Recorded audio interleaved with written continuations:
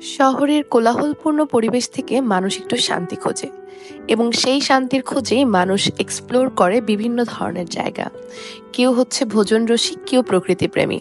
তবে আজকের যে জায়গাটা, সেই জায়গাটা ভোজন রসিক এবং প্রকৃতিপ্রেমী দুজনের জন্য একদমই পারফেক্ট।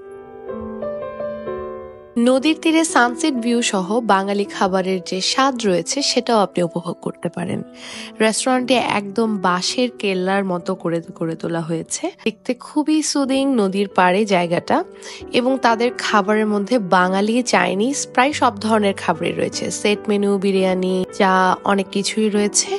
তবে ভাত আর ভর্তাটা বেশি প্রেফারেবল। তাদের যদি হাঁস ভুনা খেতে চান তাহলে আপনার ঠকবেন না। তাছাড়া মাছ রয়েছে এবং আমার কাছে মনে হয় হাঁস ভুনা আর ভর্তাটা 10 on 10। হাঁস ভুনার প্রাইসটা ছিল 220 টাকা।